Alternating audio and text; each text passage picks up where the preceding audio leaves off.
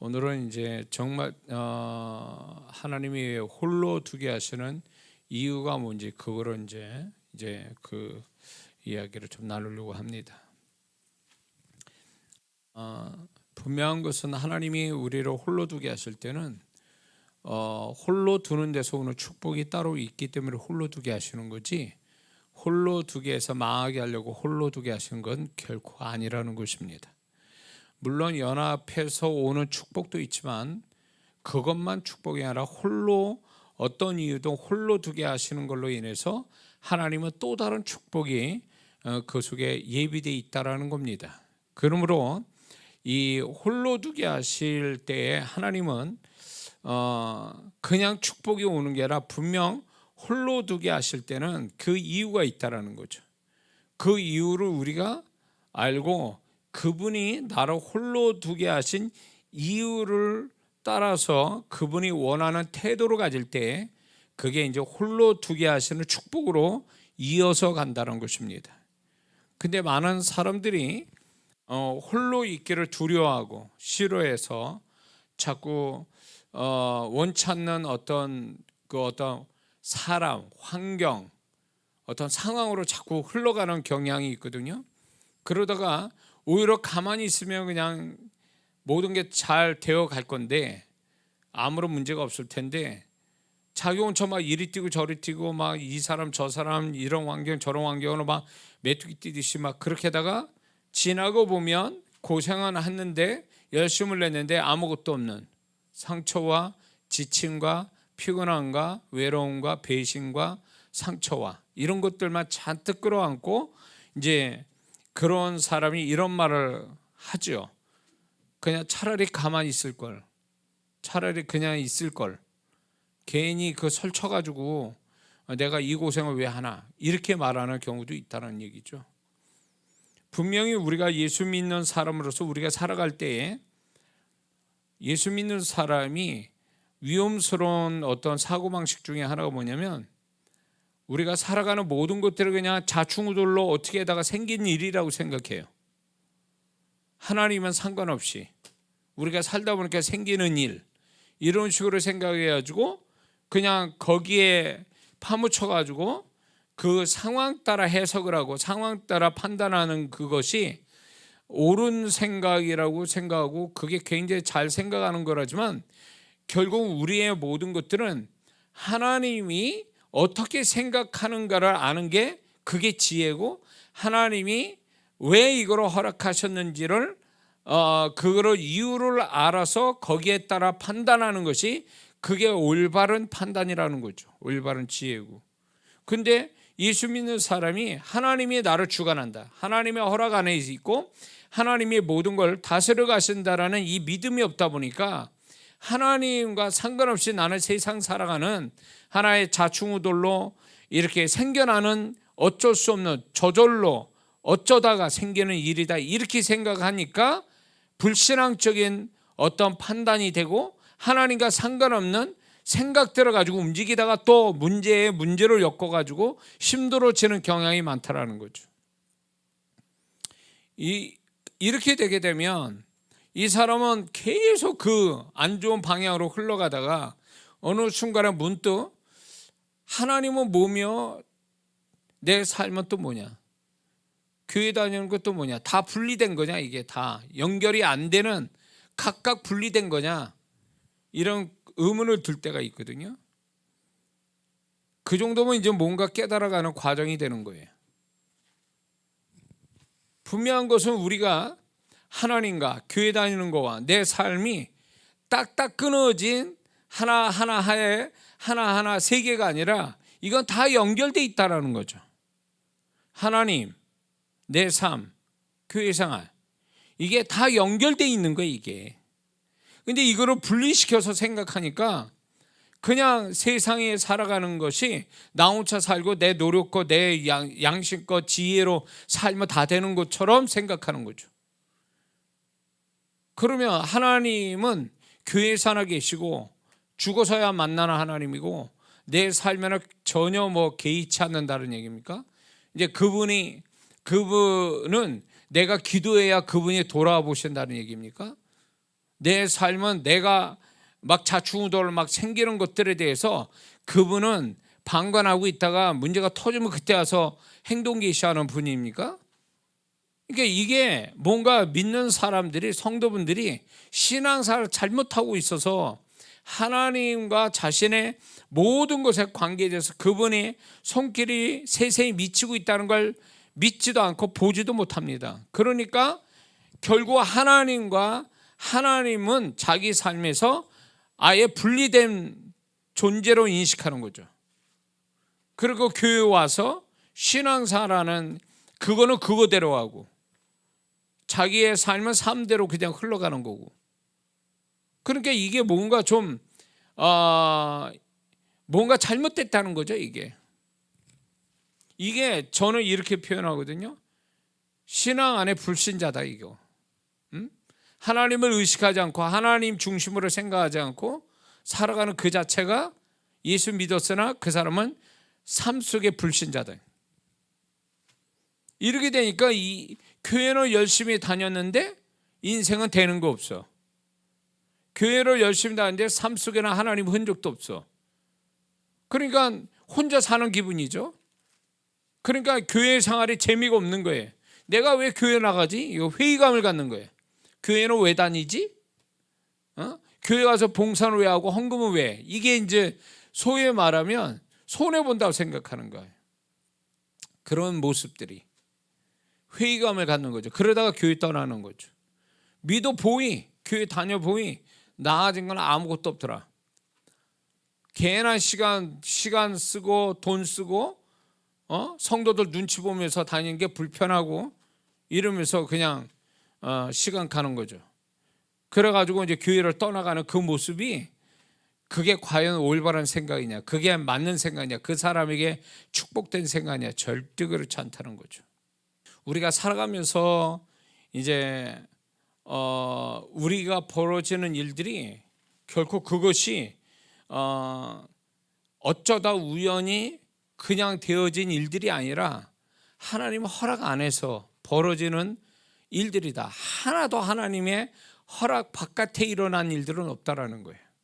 그러면 우리는 당연히 하나님의 허락 안에서 벌어진 일이면 그분이 왜 그거를 그렇게 하셨을까를 생각해 봐야 되거든요.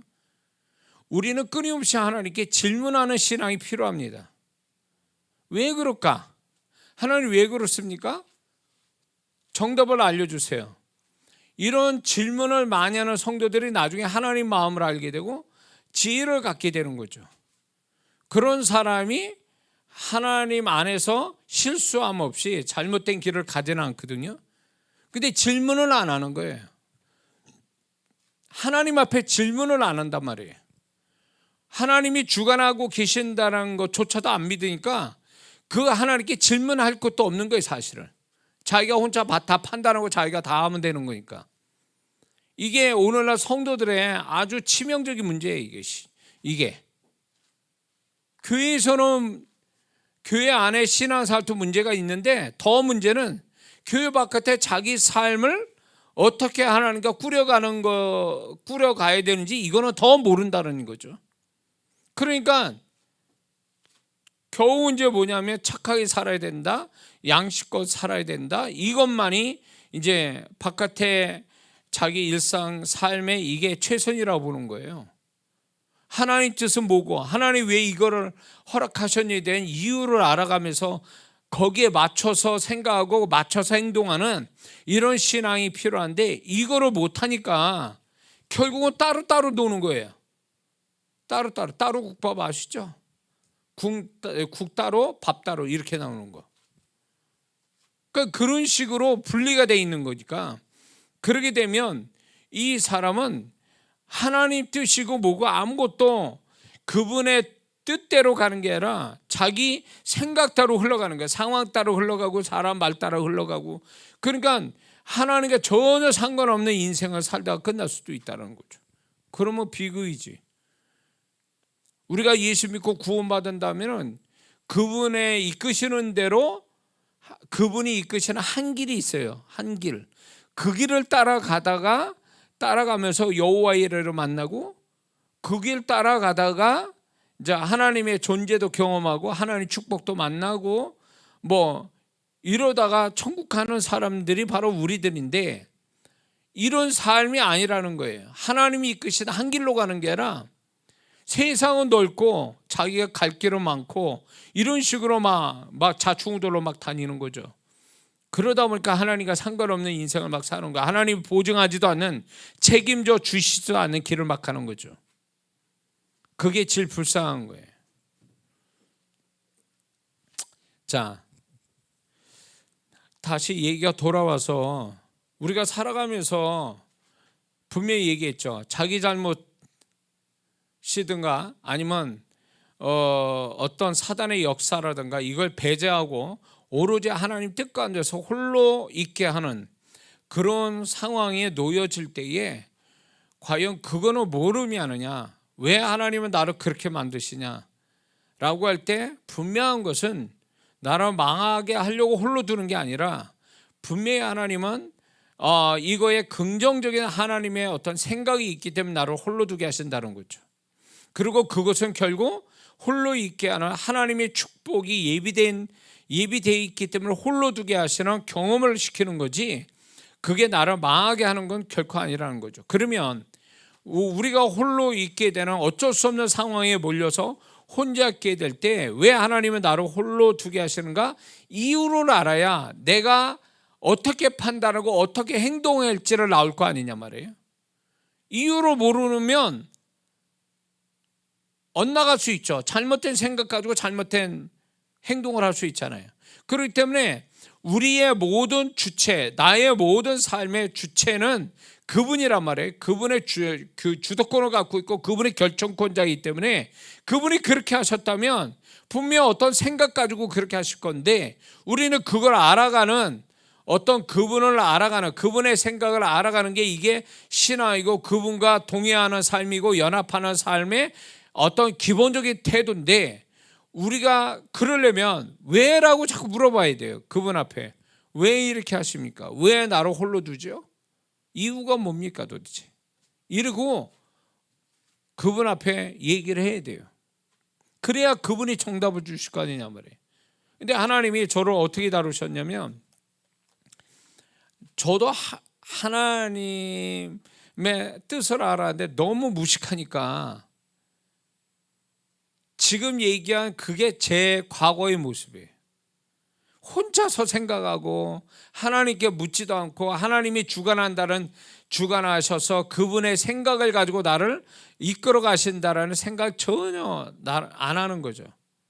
그리고 이제 나 혼자 고민하고 막 이렇게 가는 거죠.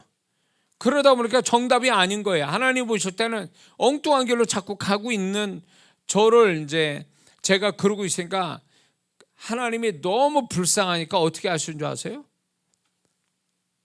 내가 하나님 앞에 질문을 해야 되는데 질문할 지혜조차도 없는 거예요. 뭘 질문할 줄을 모르는 거예요. 자기 혼자 사니까 내 나름대로 산다고 생각하니까 하나님께 질문할 게 없는 거예요. 질문이 아니라 그때는 이렇게 해요.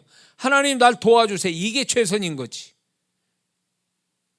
대부분 이럴 거예요. 자기가 문제가 있고 어렵거나 골목에 들어가고 벽이 앞에 있을 때 하나님 나를 살려주세요, 날 도와주세요 이렇게 말하지, 하나님 왜 내가 이렇게 됐습니까? 라고 질문하는 성도는 많지 않아요. 그러니까 살려주세요, 도와주세요 이렇게 말하는 게 나는 최선이라고 생각하고 나도 그렇게 기도했는데, 이 모습이 하나님 보실 때 답답하셔가지고 어떻게 하셨냐, 내가 질문조차도 못하는 무식한 자다 보니까 내 안에 의문점을 자꾸 일어나게 만드시는 거예요. 저는 이게 내 머리에서 나왔다고 생각을 했던 거예요. 왜 이런 이게 문제가 뭐지? 스스로 왜 이건 이렇게 되지? 혼자서 의문점이, 질문사항이 내 안에서 일어나는 거예요. 누가 답을 주는 게 아니라 내 안에서 질문이 일어나는 거예요. 의문점이.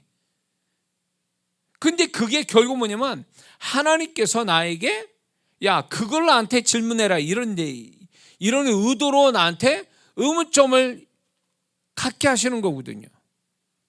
의문점을 갖게 하셔서 이제 그렇게 하다 보니까 답답하니까 나중에는 결국 하나님께 묻게 되더라고요. 제가 하나님, 제가 답이 없는데 지금은 이런 질문이 내 안에 이런 의문이 생겼는데 이게 도대체 뭡니까? 라고 묻기 시작한 거예요. 제가 그게 목사 되고 목회 10년 지난 다음에 이걸 알았으니 얼마나 무식해요. 제가.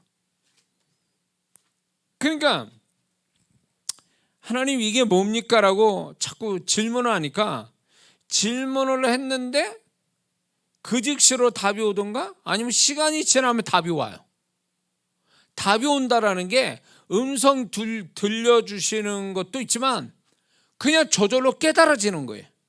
이 깨닫게 하신 것도 그분이 깨닫게 하시는 거거든요. 사실은 지나고 보니까 그분이 하신 거예요. 그분이 질문하게 만드셔서 질문사항을 갖게 하고 또 답도 그분이 주시고 시작도 그분이 하시고 끝도 그분이 내시는 이런 거더라고요. 그래서 그때 이제 주님이 저를 이렇게 질문을 사항을 만들어서 질문하게 만들고 그러면 시간이 지나면 여러 가지 방법으로 답을 주시고 이게 우연처럼 느껴졌단 말이에요. 근데 시간이 가서 이게 반복이 되고 있는 거예요.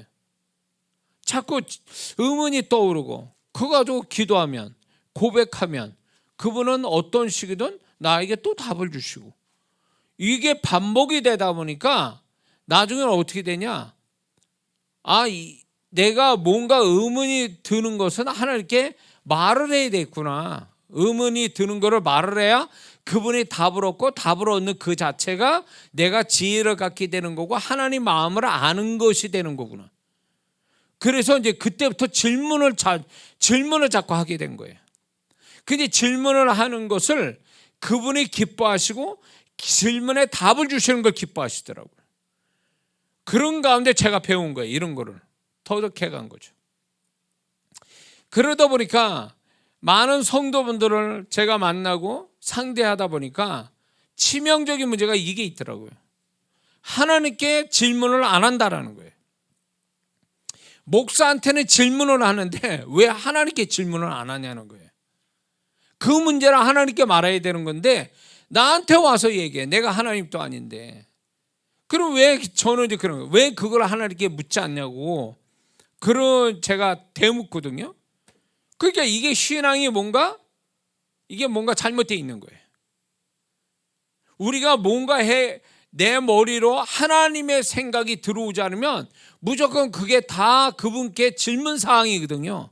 질문하라고 가르쳐 준 거예요. 그거는 내가 스스로 하나님의 입장에 서서 해석이 안 되는 거는 하나님이 야 그거 나한테 질문해 라고 하신 의도인데 우리는 질문하지 않고 지 멋대로 해석하고 지 멋대로 행동해 버리니까 하나님이 도울 수 없게 돼버린 거예요. 하나님이 도울 수가 없는 거예요. 왜? 지 멋대로 생각하고 지 멋대로 행동해 버리니 하나님이 어떻게 도와요? 하나님의 방식이 하나님이 원하는 어떤 생각과 행동을 해야 그분이 거기에 맞춰서 도와주실 텐데 전혀 다른 방향에서 다르게 생각하고 다르게 행동하는데 뭐 하나님이 그걸 어떻게 붙잡아서 어떻게 가르칩니까? 근데 많은 성도분들이 이러고 있는 거예요. 이러고 있는 거죠. 그러니까 무식해지는 거야. 하나님 앞에. 기도 많이 하면 뭐해? 기도만 많이 하는 성도들이 있어요. 기도만 많이 하면 뭐 아니고 지 얘기하는데 시간 잔뜩 보내고 뭐 밤낮 없이 금식하고 하나님께 그렇게 기도를 하는데 정작 그 기도를 왜 해야 되고 기도를 시키는 그분의 음성은 왜 안 듣느냐고. 왜 그분의 마음을 받을 생각이 없냐고.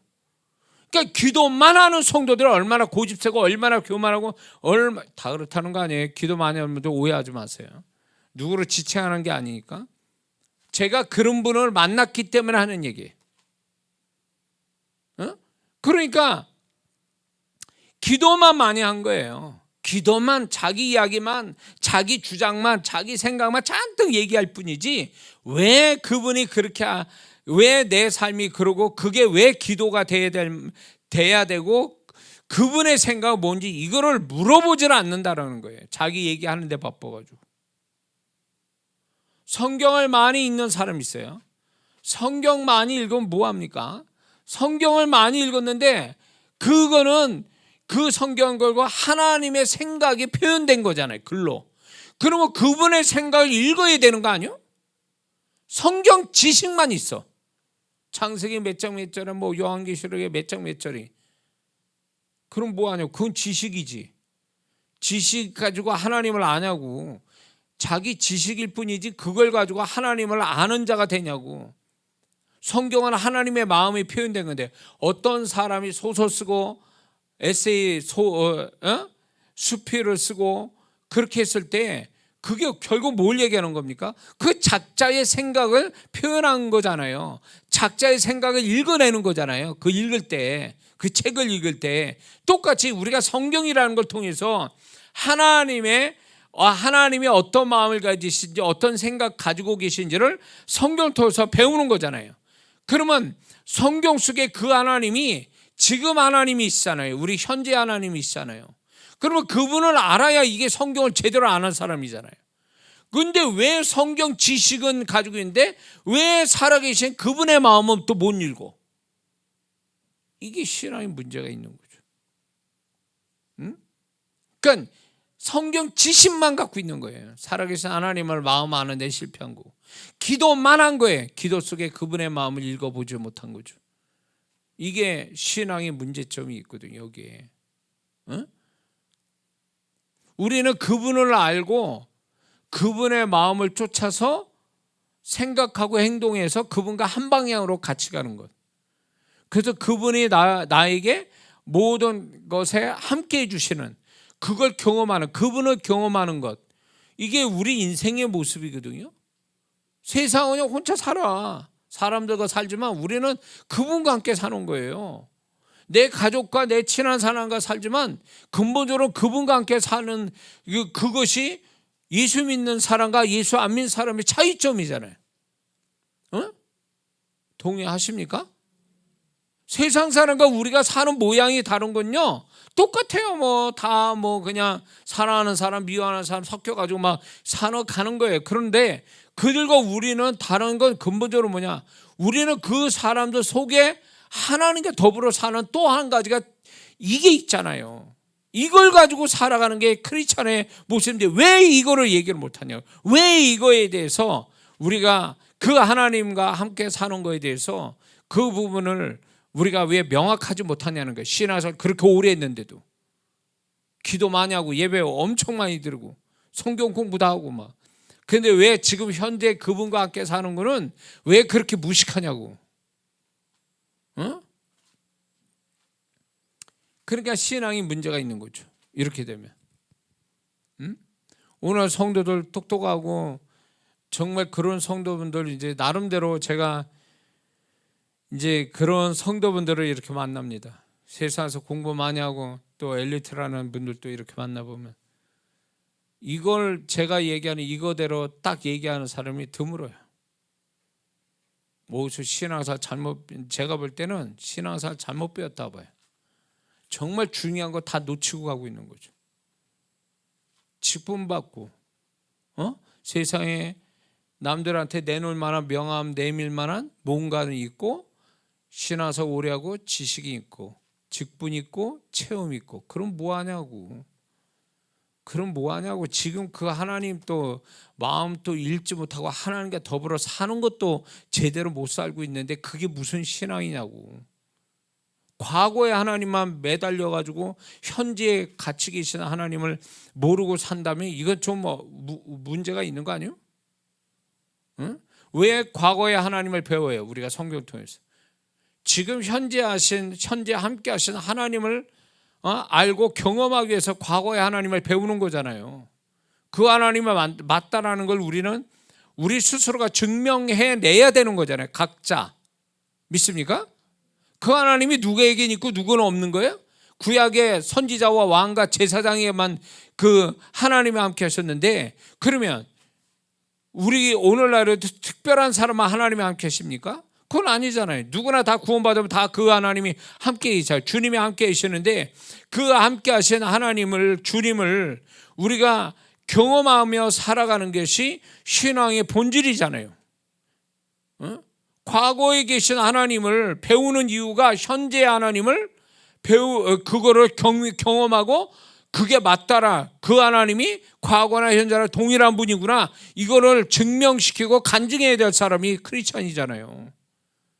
근데 왜 이거는 빠졌냐 이거예요. 왜 현재 그 하나님과 함께 사는 이거는 왜 빠져 있느냐고. 과거의 하나님을 잘 알면서. 성경 지식 있고 뭐 이런 분들이 현재 지금 주님이 어떻게 계신지를 얘기하면 못하는 이유가 왜 그래요? 자기만 보이는 거예요. 주님이 안 보이고. 그거는 그분 중심으로 사는 게 아니라 자기 중심으로 사니까 그분이 안 보이는 거예요. 그러니까 이런 신앙을 가지고 이런 신앙이 되다 보니까 본인은 뭐 정말 제대로 신앙사 잘하는 줄 알지만 하나님을 경험하지 못하는, 현재의 하나님을 경험 못하는 신앙은 제가 볼 때 이거는 엄청난 치명적인 단점이라 보는 거죠. 성경 지식 자랑하자고 교회 모이는 게 아니잖아요. 그렇죠? 기도 잘하는, 예배 잘 드리는, 봉사 잘 드리는 사람, 그 사람들이 그거 자랑하려고 교회 모인 게 아니잖아요. 영적 체험, 능력 있는 거 자랑하려고 교회에 모이는 게 아니잖아요, 우리가. 그건 부수적인 것에 지나지 않아요. 그건 부수적인 거고, 진짜 중요한 거는요, 각자가 과거에 계신 그 하나님을 내가 개인적으로 그분이 동일하다는 걸 내가 경험하며 그분을 정말로 함께 사는 거를 정말로 즐거워하고 기뻐하고 그 확신을 가지고 살아가는 사람, 이 사람이 크리스천인 거예요. 세상과 구별된, 세상 사람이 알 수 없는 그게 크리스천의 삶이잖아요. 아멘. 그래서 우리는 이렇게 하나님을 홀로 두게 하신 이유를 알기 전에 과연 나는 하나님과 더불어 사는 자로서의 그 하나님을 의식해서 그분 앞에서 내가 그분의 존재, 또 그분이 내 삶을 다스려 가시는 것에 대한 그분을 인정하고 그분의 주도권과 결정권을 내가 믿으면서 그분에게 모든 걸 묻고 그분의 정답을 찾고, 그래서 그분이 이끄시는 대로, 그분이 원하는 생각대로, 그분의 방향대로 흘러가는 것, 이게 절대적으로 필요한 겁니다. 응? 이게 안 되는 사람은, 내가 볼 때 이게 안 되는 사람은 신앙 아주, 제가 볼 때 한 70%는 깎아 먹었다 봐야 돼요. 70%는 날아간 거예요. 하나님과 더불어 사는 게 안 돼 있는 사람은 무슨 그러면 교회만 다니고 봉사하고 예배드리고 교회 생활하는 거, 교회가 없어지면 어떻게 하는 거예요? 그 사람들 교회 없어지면 코로나 때 봤잖아요. 교회가 없으면 신앙도 없다고 보는 사람들이 부지기수인 거죠. 그래야 되는 거예요. 우리는 교회가 하나님이 된 거예요.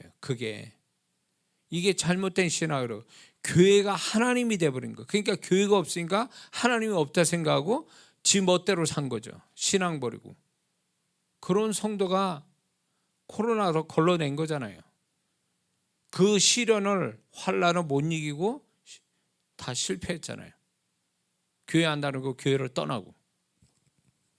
우리는 교회가 하나님이 아니에요. 교회는 믿는 자끼리 모인 현장일 뿐이지 교회가 하나님은 아니란 말이에요. 결국 살아계신 존재, 살아계신 하나님, 그분의 존재를 우리가 각자 경험하며 살아가는 거, 이게 기본이 돼야 되고 우선이 돼야 되는 것이 우리 신앙의 첫 번째란 말이에요. 이게 돼야 되는 거예요. 그러고 나서 교회 생활을 하는 거지. 그러니까 하나님과 더불어 함께 사는 게 신앙이라면 교회 생활은 신앙 안의 일부분에 지나지 않아요. 그러니까 하나님과 더불어 사는 자는 결국은 교회가 없어져도 신앙 너끈히 신앙생활을 제대로 하고 살 수 있단 말이에요. 그 하나님과 더불어 사니까. 그래서 우리는요, 세상을 어떻게 하면 잘 살까? 지혜롭게 살까? 세상 사람도 그런 얘기 많이 하잖아요. 자기 개발서 그런 책도 많고 그런 쪽에 강연하는 사람도 부지기수거든요. 부지기수라고요. 근데 우리가 교회 생활, 신앙생활 하는 게 결국 그런 겁니까? 어떻게 하면 세상을 잘 살까? 어떻게 하면 세상에서 손해 안 보고 살까? 뭔가 유익되고 더 뭔가 더 플러스 돼가는 인생을 어떻게 살까? 그런 것 쪽으로 우리가 교회 생활을 하는 겁니까? 이건 잘못돼도 크게 잘못된 거예요. 그것 때문에 신앙생활을 하는 게 아니에요. 우리는 교회 생활하는 이유가 하나님을 경험을 더하여서 그분과 함께 정말 완벽하게 연합되어 살아가는 법을 배우려고 교회 생활하는 거지. 아멘 하세요. 세상 사람처럼 요령껏 정말 멍청하게 살지 않고 지혜롭게 살고 손해보지 않고 낭패당하지 않고 자기 개발하면서 인생 재밌게 살려고 그러려고 교회 다니는 게 아니란 말이에요. 우리는 그러려고 교회 다니는 게 아니라고. 그러니까 하나님의 존재를 의식 못하고 그분의 존재를 발견하지 못하면 아직 신앙은 시작된 게 아니다. 전 그렇게 아주 극단적으로 얘기합니다. 왜 그분이 멀쩡하게 계시는데 없다고 얘기하냐고. 그분이 함께 계셔서 함께 계시는데 왜 그걸 못 보냐고. 이건 치명적인 거죠. 치명적인 거예요.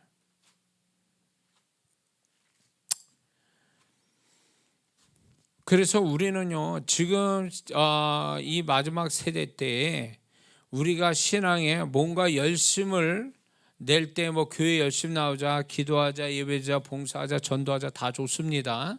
근데 그 신앙의 열심이라는 건 결국은요 근본적으로 살아계신 하나님, 살아계신 주님을 경험하며 사는데 열심이면 나머지는 하지 말라도 다 해요. 이게 안 돼 있으니까 자꾸 어떤 그 행위에 치우치려고 하잖아요. 기도면 기도, 예배면 예배, 봉사면 봉사, 이런 거에 자꾸 치우쳐 간다고. 근데 이걸 아셔야 돼요.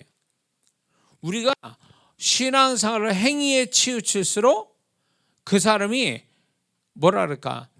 그 사람의 행위는 어떤 예배드리고 봉사하고 뭐 이런 거 다 좋습니다. 그런데 그 행위로만 치우친다고 해서 그 사람이 성숙한 신앙을 가질 수 있냐?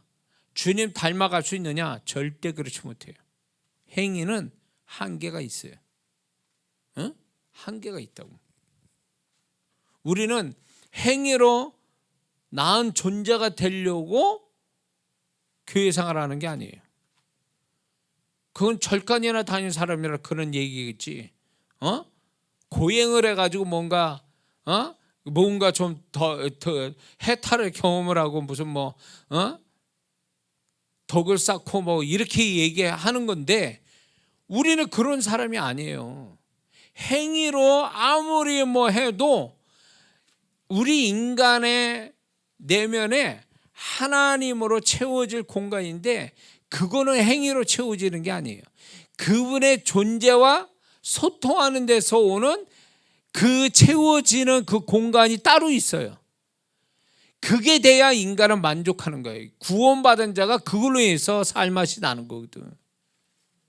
교회를 열심히 다니는 그거를 가지고 만족하지 못해요. 우리는. 그러니까 교회 열심히 다녀서 열심히 다니고 봉사하고 막 열심히 해서 교회 생활.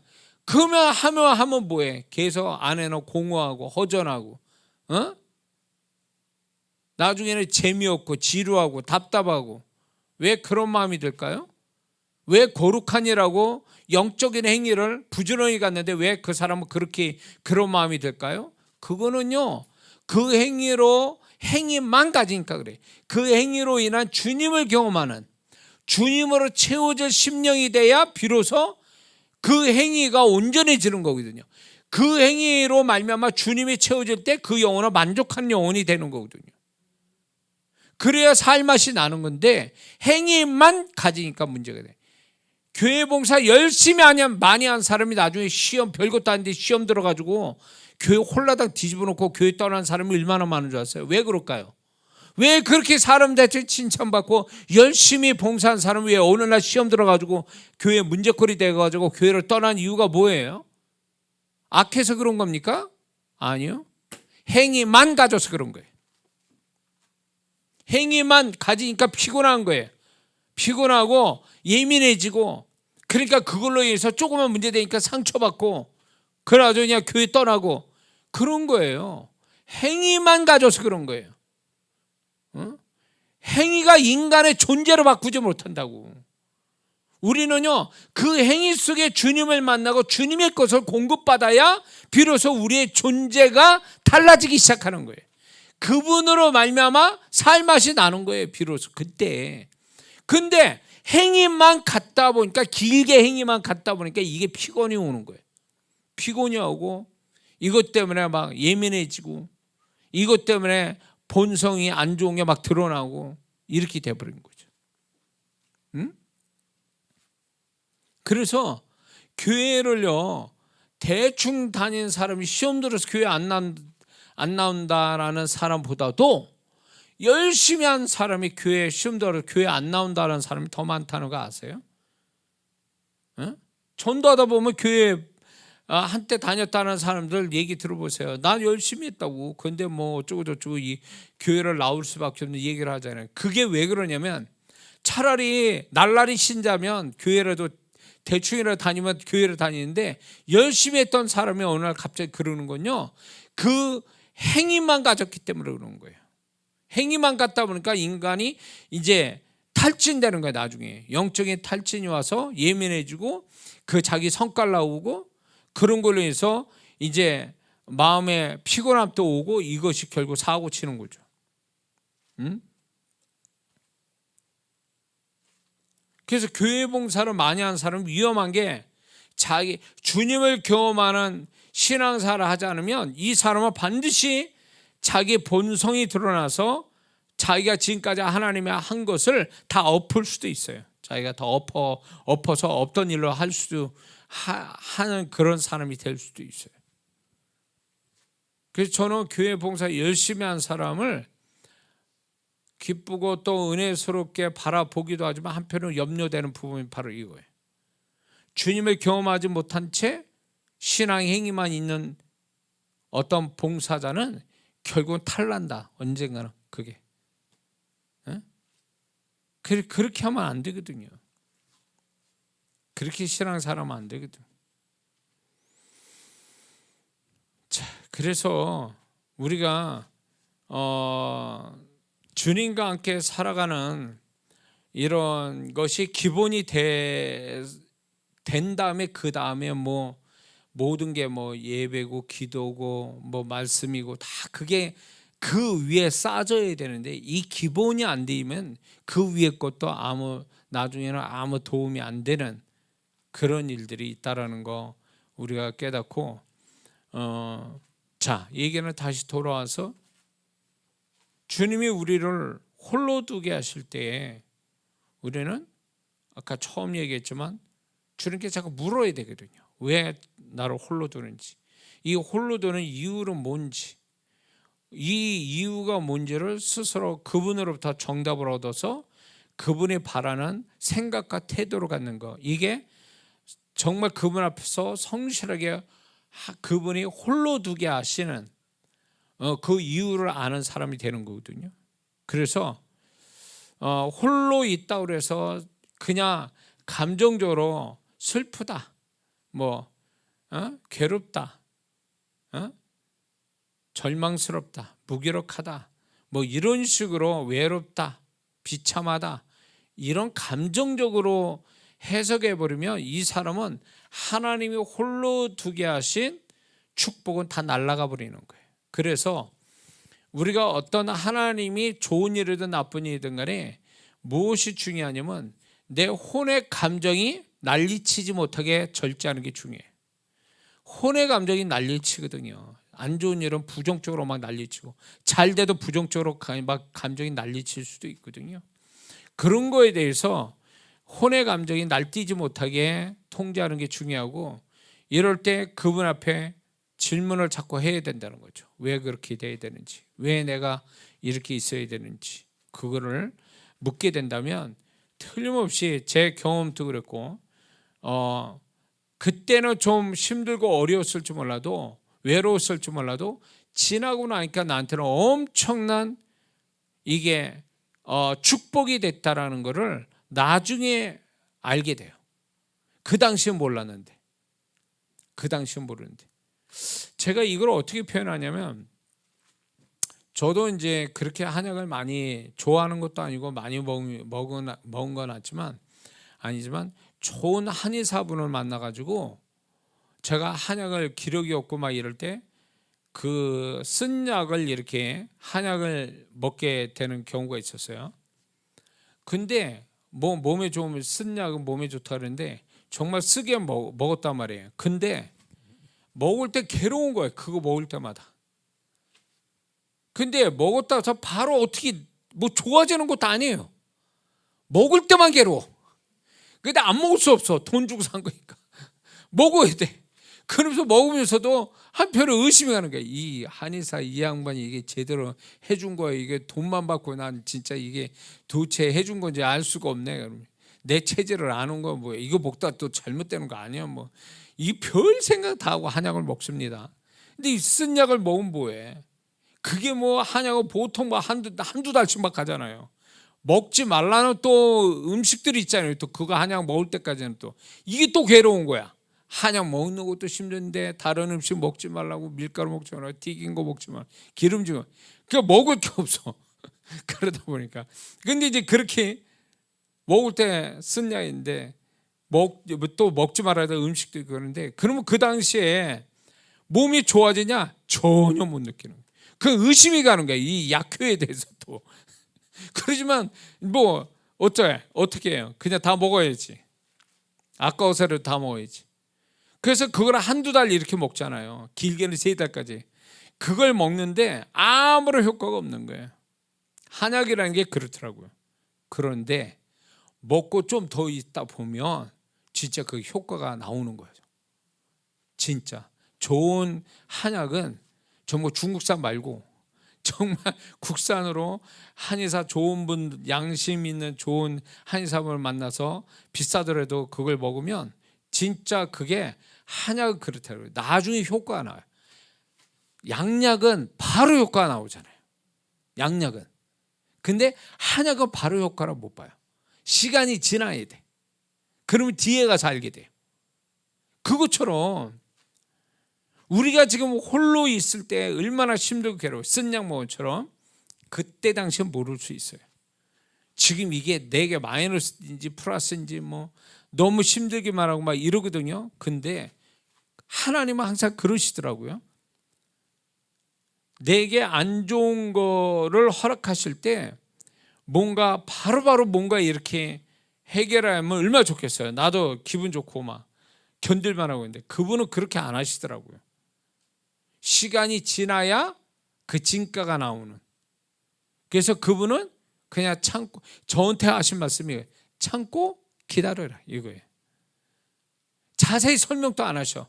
자세히 설명 안 하고. 한의사분 자세히 설명합니까? 약 줘주면서 안 하잖아요. 그냥 먹으면 좋다고.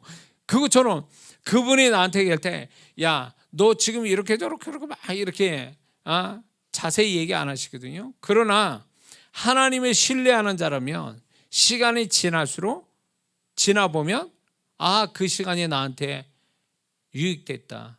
나한테 축복의 시간이었구나. 축복을 만드는 시간이었구나. 이렇게 얘기할 수 있다는 거죠. 그러니까 우리가 당장 어떤 결과가 안 나와도 하나님을 신뢰한다면 그 하나님을 신뢰하는 마음 가지고 견디면 당장은 그게 마이너스처럼 보이고 내가 손해나는 것처럼 보이고 아무것도 아닌 것처럼 보이고 나는 힘들기만 하는 것처럼 보이지만 시간이 지나면 그게 엄청난 나한테 그 시간이 없었으면 어쩔 뻔했을까 이런 말을 할 수도 있다는 얘기죠. 그게 이제 홀로 두는 시간이었어요. 홀로 두는. 제가 이건 제 또 간증이 될 수도 있는 부분이기 때문에 홀로 있었던 시간이 누군가의 도움을 받고 함께 있는 즐거운 시간보다 훨씬 저한테 유익되고 축복된, 당장은 축복하는데 나중에 보니까 그게 축복으로 가는 지름길이었다라는 거예요.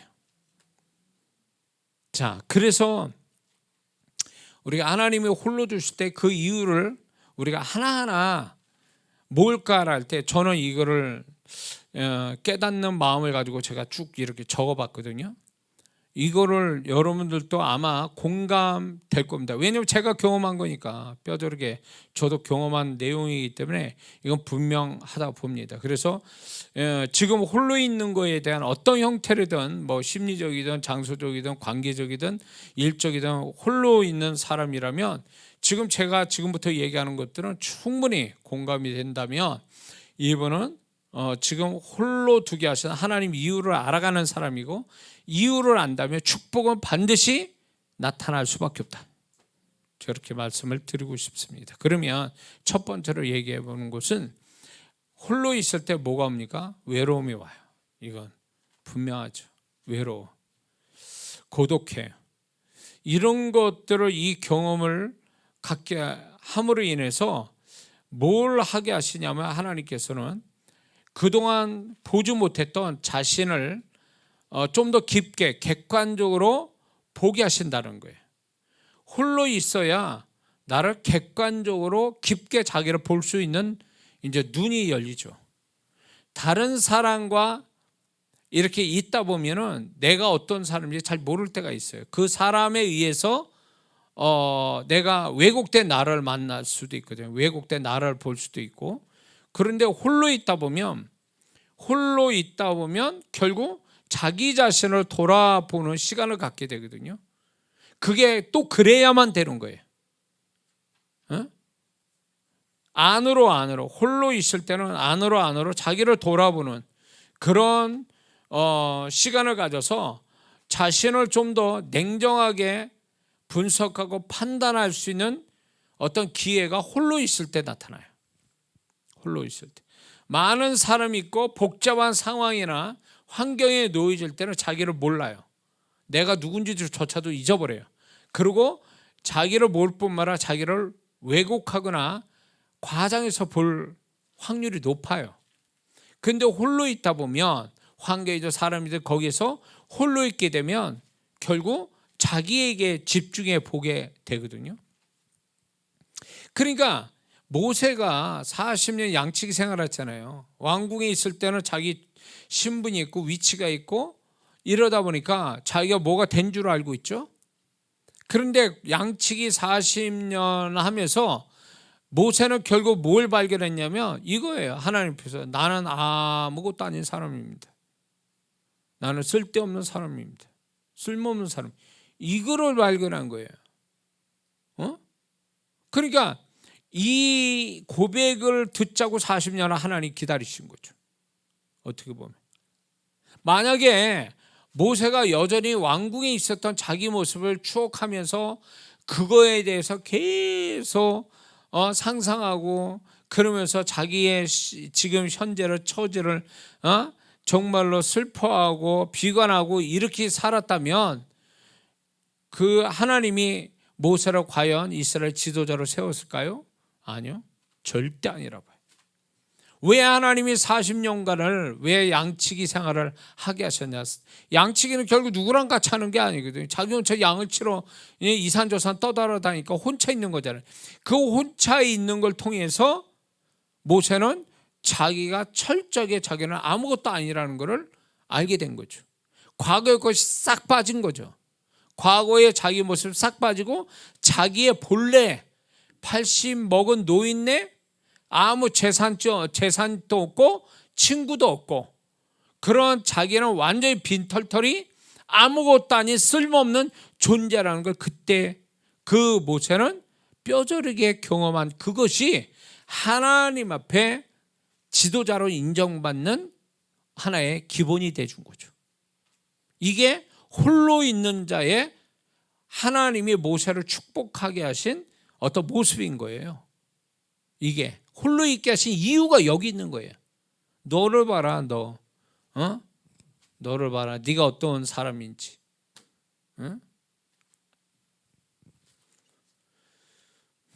바울이 이제 그 복음 전도자로서 살았지만 많은 동역자들이 있었죠. 그럼에도 불구하고 그는 그런 속에서도 예수님처럼 홀로 있었던 시간들이 꽤 많이 있었단 말이에요. 처음부터 아라비아를 3년 동안 있었고 거기서 좀 주님과 교제하면서 말씀을 정확하게 구약을 통해서 예수님을 해석하려고 그 다음에 이제 복음을 전하는 과정 속에 그는 굉장히 홀로 있어서 겪는 것들을 얘기를 하고 있단 말이에요. 고린도후서 11장 23절에서 27절. 그러니까 바울은 그런 홀로 있는 외로움, 그러다 못해 이제 자기가 이제 죽었다고 할 만큼의 아시아에서 당한 환란이 자기는 죽었다 할 만큼 이제 끝났구나라는 그런 경험까지도 이르게 되죠. 그런 걸 통해서 바울은 자기 존재를 하나님의 시각으로 자기를 보는 데까지 이루는 사람이 된 거예요. 나는 아무것도 아니다. 죄인 중에 그리스도다. 그러면서 바울은 철저하게 자기가 부인된 존재로서의 하나님의 사역을 이룬 사람이죠. 바울도 결국은 홀로 이렇게 사역 속에서 고난당하고 홀로 있는 이 사랑과 환경과 상황 속에 홀로 있었던 두려움의 시간들이, 외로움의 시간들이 결국 바울이 결국 하나님 앞에 하나님이 원하는 존재가 되는데 중요한 어떤 역할을 한 게 홀로 있었던 시간이었거든요. 모세도 그랬고, 다윗도 그랬잖아요. 다윗이 아둘람에서 400명이라고 하는 친척, 그 다음에 문제가 많은 사람들이 올 때까지는 다윗은 뭐 했습니까? 혼자 다녔잖아요. 도망다녔잖아요. 홀로 있었잖아요. 그 홀로 있는 것에 대한 시편이, 그의 고백들이 나오잖아요. 홀로 있는 데서 나온 고백들. 그러니까 홀로 있는 데서 하나님의 의도는 뭐냐? 너를 봐라. 정확하게 아주 객관적으로 너를 보라는 거예요. 그리고 자기를 객관화시키는 데서 머무는 게 아니라 그런 속에서 이제 하나님과의 그 관계가 더 있다면 그는 홀로 있는 데서 자기를 철저하게 비춰보는, 그래서 자기에 대해서 숨기지 않고 자기를 드러내서 자기의 문제를 발견하고 그걸로 인해서 회개할 줄 아는, 회개하여 정결함을 갖는 데까지 가는, 이걸 갖게 하기 위해서 하나님은 홀로 두게 하시는 거거든요.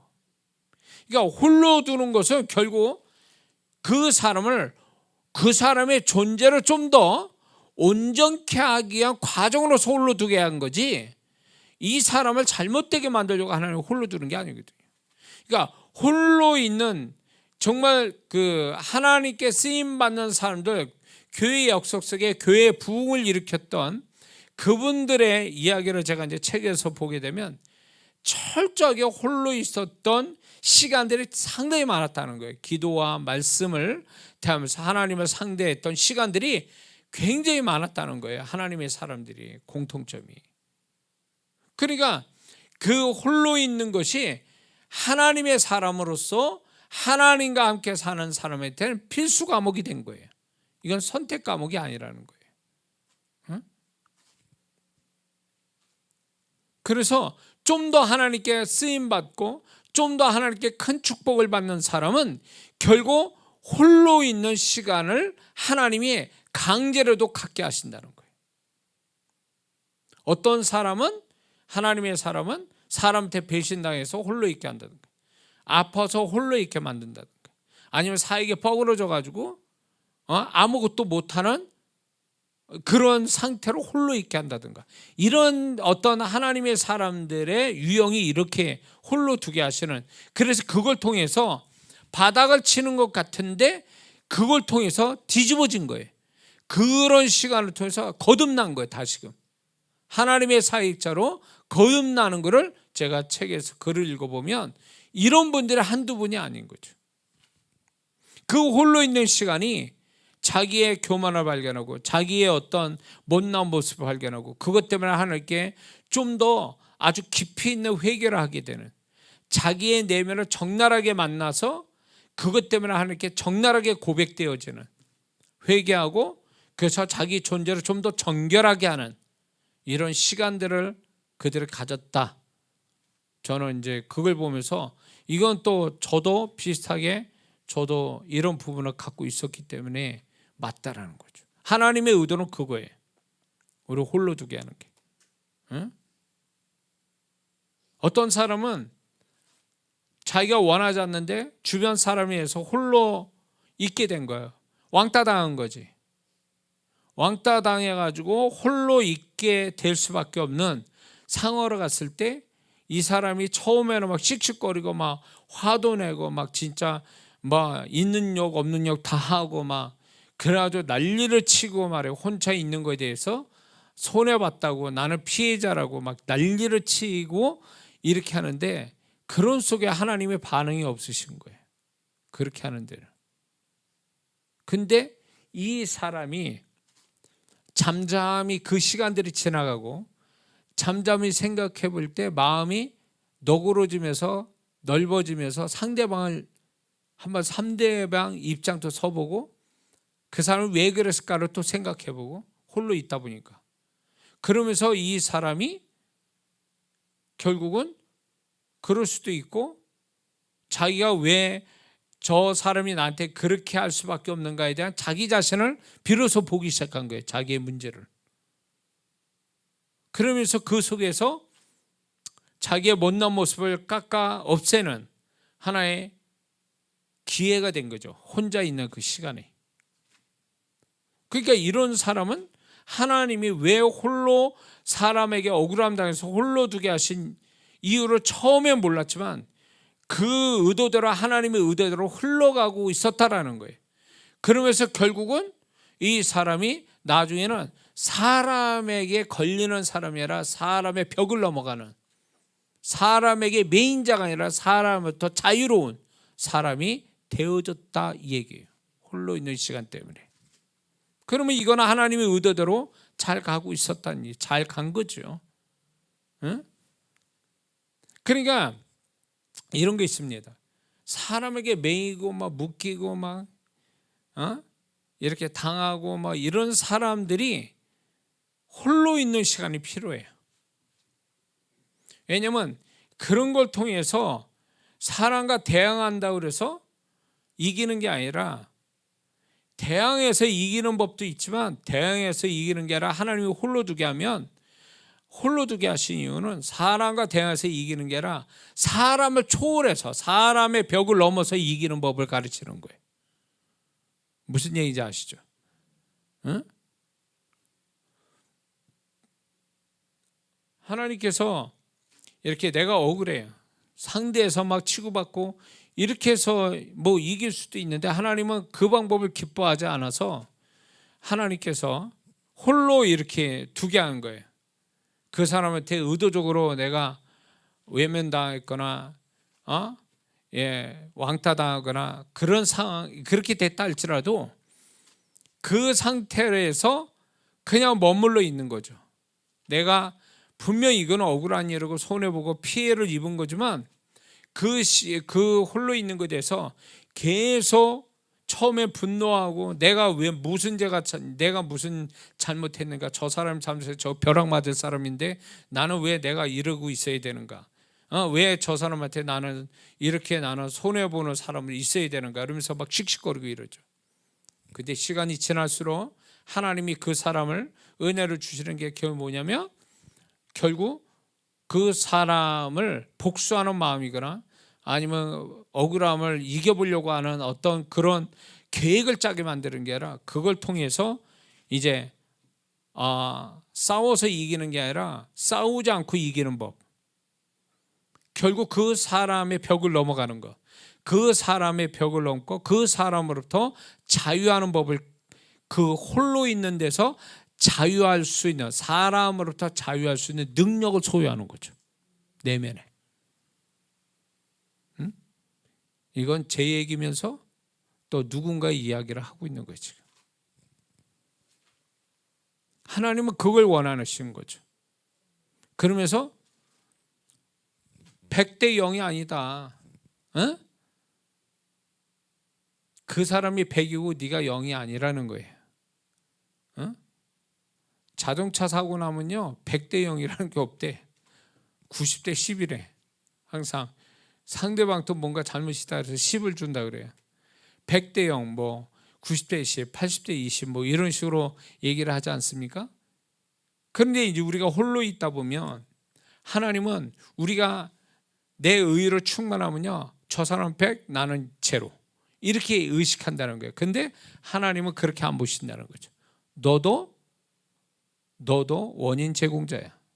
90대 10이든가 80대 20이야. 너도 10이나 20이나 30 정도는 네가 갖고 있는 거야, 문제를.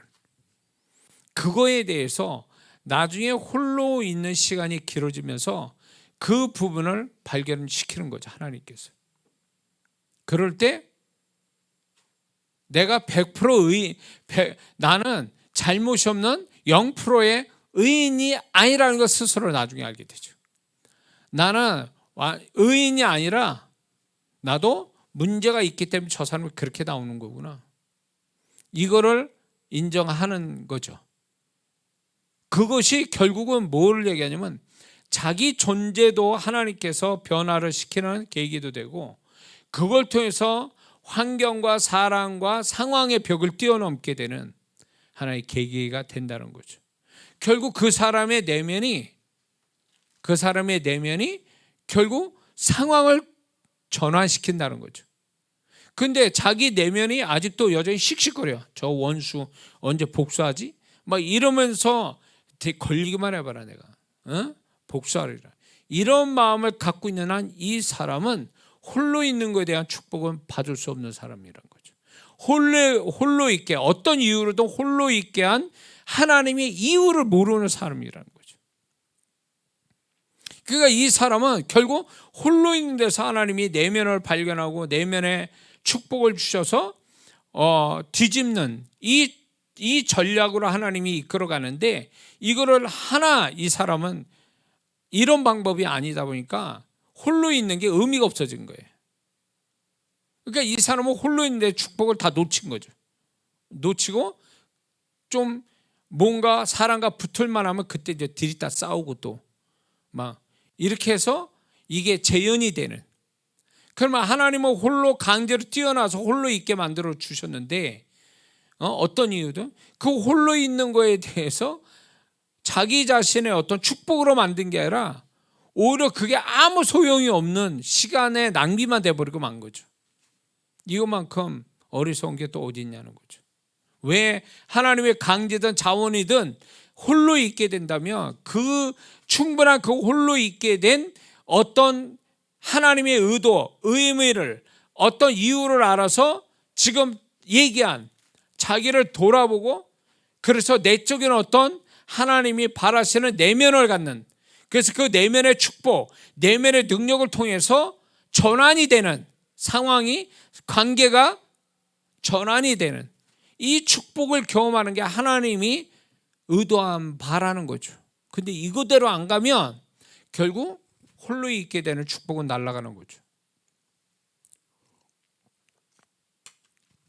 결국 하나님이 우리를 안 되고 어렵고 힘든 손해보는 상황을 허락하시는 것도 그게 그대로 그 모습대로 그냥 이 믿는 자가 당하고 손해나고 잘못되게 하려는 게 아니라 그런 걸 통해서 더 축복으로 나아가기 위해서 하나님의 허락된 일들이거든요.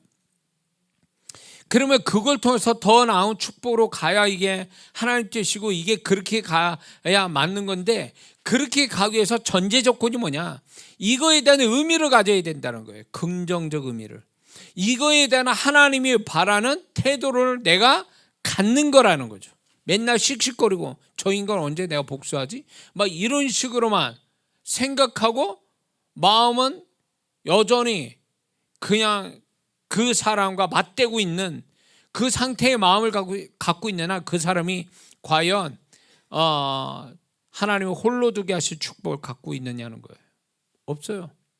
만약에 모세가 40년 양치기 생활했는데 80년인데도 마음속에 여전히 왕궁을 그리워하고 왕궁에서 나를 그렇게 모함했던 그놈들 지금 뭐하나 언젠가 가서 복수해야 되는데, 이런 마음, 억울하고 그때가 좋았는데 그때로 어떻게 하면 돌아갈 수 있을까, 뭐 이런 생각만 모세가 가지고 있었다면 하나님은 글을 쓰시지 않았을 거예요.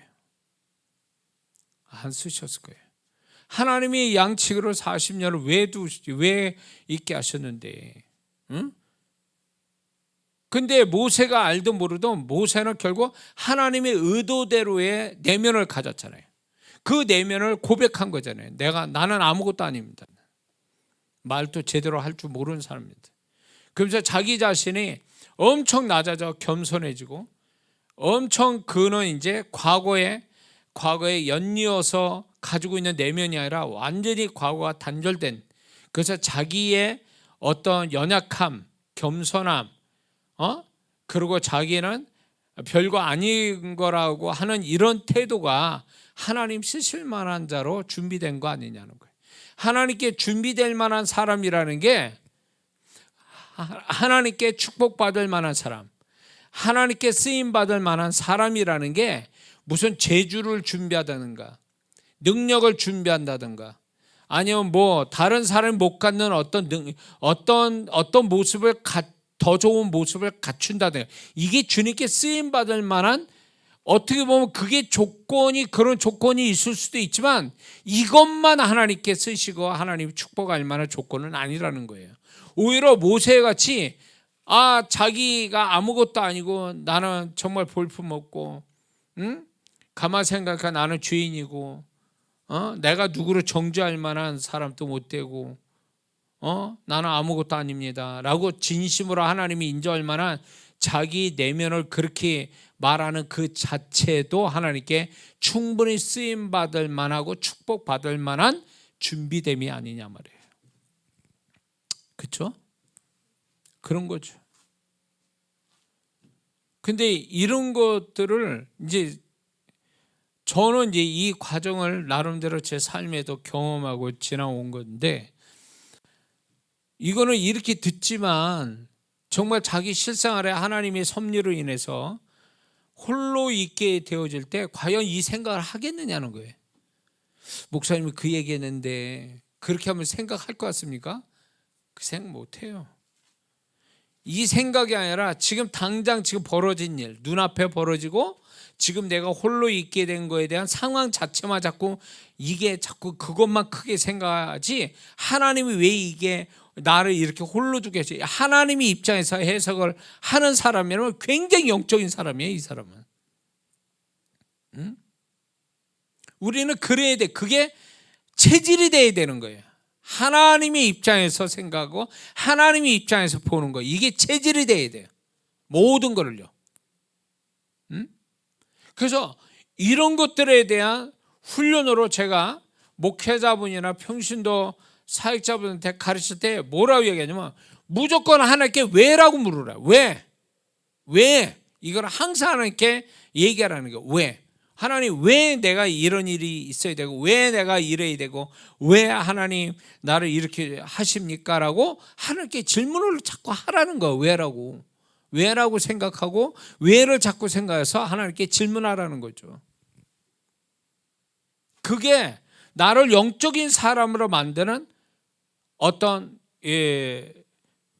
반복 훈련이에요. 이게 하나님께 왜라는 의문점을 가지고 질문하는 거, 이게 중요하다는 거죠.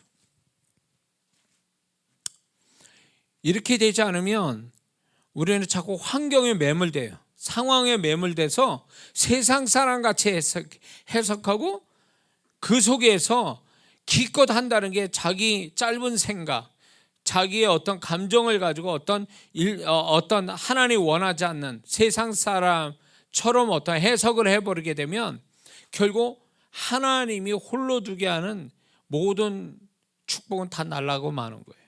그러니까 우리가 홀로 있는다고 해서 다 그 사람들이 하나님의 축복을 다 받고 거기에서 탈출된 사람들이 아니에요. 고난이, 이런 얘기 들어봤죠? 목사님들이 그런 설교 많이, 고난이 축복이다. 고난 이꼴 축복. 아니요, 고난 이꼴 축복 아닙니다.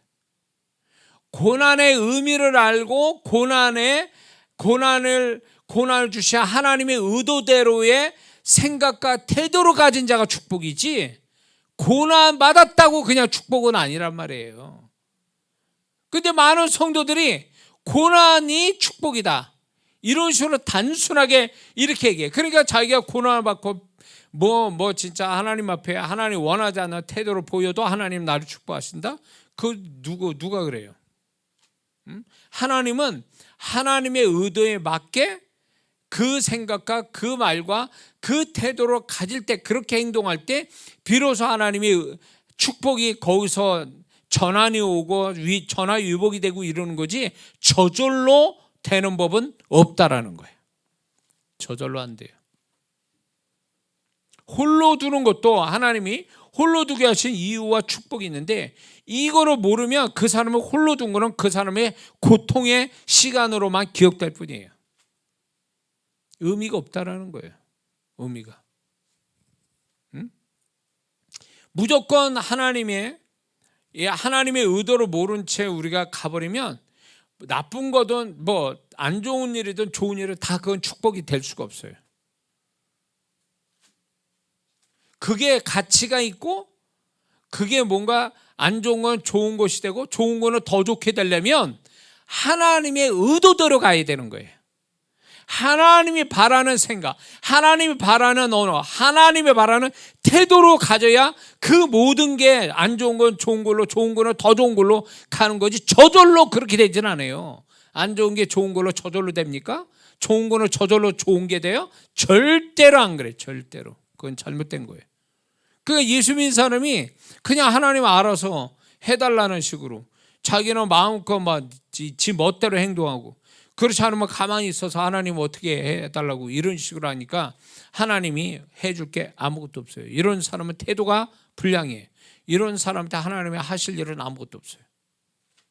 그러니까 우리가 뭔가 하나님 앞에 뭘 어떻게 해야만이 그분이 너 정말 초점 맞춰서 제대로 하고 있구나, 그래서 그분이 어떻게 하실지로 결정하는데, 그냥 나는 가만히 있고 가만히 있어. 그리고 하나님 알아서 해주세요, 이런 식으로 갚버리면 하나님이 뭘 해주신다는 얘기예요. 그러니까 성도분들이 이런 어떤 하나님의 마음을 읽어내지 못하니까 자기 식대로 해석을 하는 거예요. 자기 식대로 하나님은 그런 분이 아닌데 자기 식대로 하나님을 만들고 있어. 가짜 하나님, 자기 식대로의 하나님 이렇게 만들어 놓고 맞다라고 생각해요. 그 맞다라는 기준은 어디 있는 거예요? 맞다라고 누가 얘기해 줬냐고. 자기가 만든 거잖아요. 자기가. 하나님, 실제 하나님은 그런 분이 아닌데. 오늘날 성도분들의 착각이 바로 여기 있어요. 신앙을 이 말씀에 이렇게 착각하는 것도 위험한데, 더 위험한 거 뭐냐면 하나님에 대한 존재를 착각하고 있다라는 거예요. 자기 식대로 해석하고 있어. 자기 식대로 하나님 만들어. 정확한 영적인 멘토나 어떤 훌륭하신 목사님 통해서 배워진 하나님이 아니고, 성경에 기록된 정확한 하나님을 배우는 게 아니라 자기 식대로 하나님 만들어 버리면 이건 하나님도 보증 못하는 불쌍한 사람 되는 거예요, 이게. 그래서 하나님이 홀로 있게 하신다, 안 좋은 걸 허락하신다 할 때 우리는 그 속에서 거기서 나오려고 발버둥 치는 게 아니고, 어떻게 이제 막 기어서 나오려고 발버둥 칠 게 아니라 왜 하나님이 이걸 허락하셨는가? 하나님의 의도는 뭐냐? 이걸 자꾸 거기서 발견해야 이게 거기서부터 이제 나올 수 있는 어떤 기회가 되고, 이것이 전환이 되는 축복이 되어질 수 있는 기회로 만드는 건데, 무조건 탈출하려고 그래요. 무조건 탈출하려고. 거기에서. 그러면 안 된다는 거죠. 하나님을 모르기 때문에, 하나님과 함께 사는 것이 뭔지를 모르기 때문에 그렇게 한다는 거예요. 하나님이 내 인생 속에 동고동락 하신다는 거. 그래서 그분이 나의 모든 것이 되어주고 그분이 나의 모든 결정권을 가지고 행사하신다라는 그분을 믿지 않기 때문에 그런 식으로 하는 거예요. 여행 피해서 안 되니까 되는 쪽으로 흘러가려고 그러고, 자꾸 뭔가 막 안 되니까 이제 기어서 다른 데로 막 흘러가려고 막 이렇게 하는 그 자체가 이미 해답이 아니라는 거예요. 하나님 바라는 태도는 아니라는 거예요.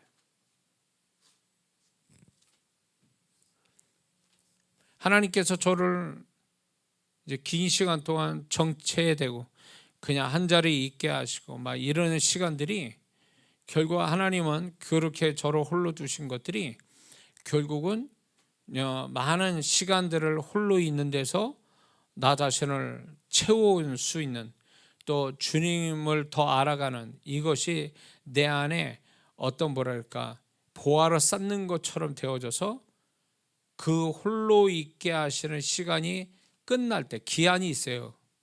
홀로를 영원토록 두게 하시진 않아요. 하나님 뜻에 의해서 잠깐 홀로 두게 하시는데 그 홀로 있는 시간을 끝내시니까 수많은 사람들 속에 살게 하시더라고요.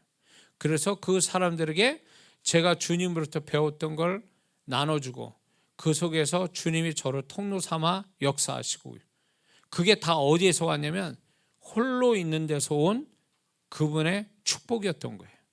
만약에 제가 그 시간이 없었다면 지금 이런 주님의 통로자로 쓰임받는 것도 없었을 거예요. 응? 그래서 여러분들도 마찬가지입니다.